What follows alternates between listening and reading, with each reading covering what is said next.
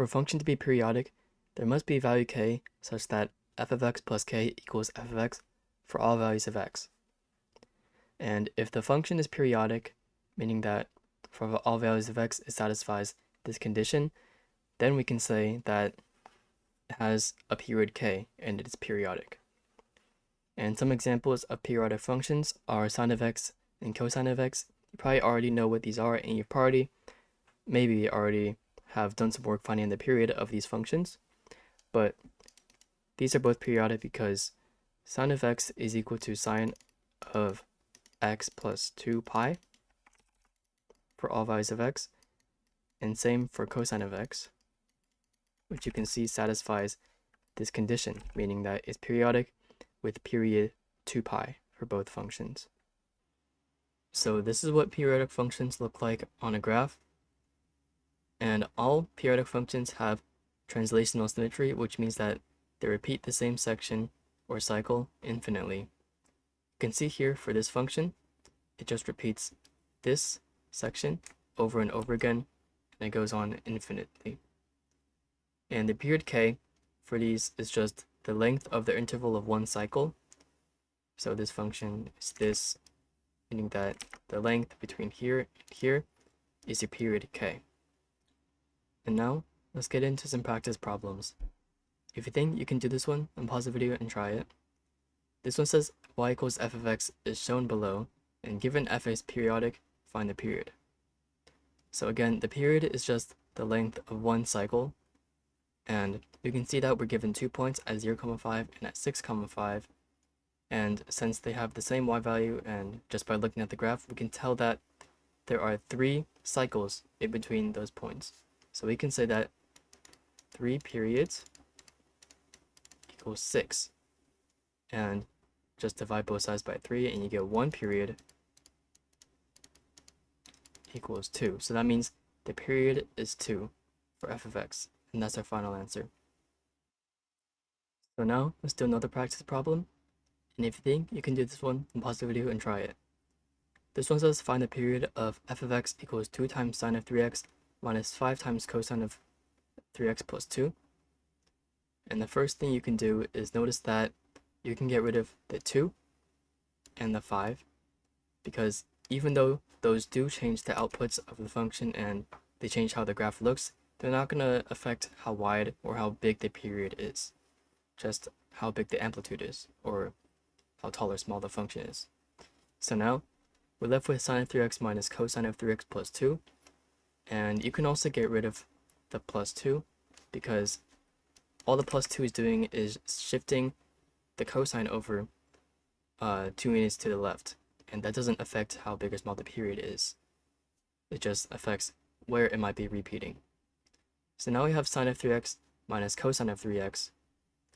And you know that the periods of both sine x and cosine x are 2 pi, but since in both of these functions the x be multiplied by 3, that means the period is 3 times smaller, because the x is 3 times bigger than it should be. So the period should be 2 pi over 3 to make it 3 times smaller. And since both have the same period, that means this is your final answer. And that might seem a little bit counterintuitive at first, but you can try graphing it. And whenever you have a function with one period and you're adding another function with the same period to it, like we have here, then the resulting period is just going to be the period that both of the functions have, like we did here. So now, let's do another practice problem, and if you think you can do this one, pause the video and do it. This one says y equals f of x is shown below, and given that f is periodic, find the period. So we can see that it has this like zigzag pattern, and one period is going to be this big one plus the small one, because that's what it repeats infinitely. And we can see that the start of the period of this one is at the origin 0, 0, and the end is at 4. So it ranges from 0 to 4, meaning that the period is 4 minus 0, or just 4. And that's our final answer for this. Now, let's do another practice problem. If you think you can do this one, pause the video and do it.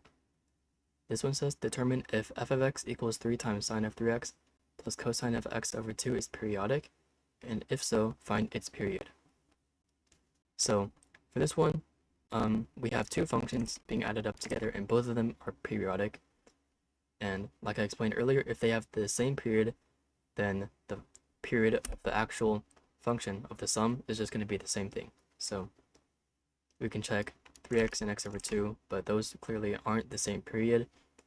So we're going to have to find the period of both of the functions being added individually. And the first thing we can do is just get rid of this 3 because that only affects the amplitude of the function and not anything about the period. So first, let's find the period of sine of 3x, which we found earlier, which is 2 pi 3. And let's find the period of cosine of x over 2, which we can use the same logic. Since x is being divided by 2, your x needs to be twice as large. And since the period for cosine of x is 2 pi, we just multiply this by 2, and we get 4 pi. So this is the period for sine of 3x, and this is the period for cosine of x over 2. And clearly these are not the same, so we can't say it's one or the other. And you might be tempted to say it's not periodic, but what you can notice is that these periods, since both of them are periodic, they keep repeating infinitely. And even though one of the functions might stop at a different point than this one stops and repeats at 2 pi over 3, and this one cycles every 4 pi, they might meet at some point where both of the cycles end at the same point and then start at the same point, and then that will be the actual period of the function. So we need to see if that's possible, but luckily 2 pi over 3 goes into 4 pi, which means that this just needs to repeat multiple times before this repeats once. And so the period for the function is 4 pi, and that's our final answer. So everything that I explained in this video, and all the problems that I went through, should teach you everything you need to know about periodic functions. If you learned something from this video, or if you enjoyed it, then please consider liking and subscribing.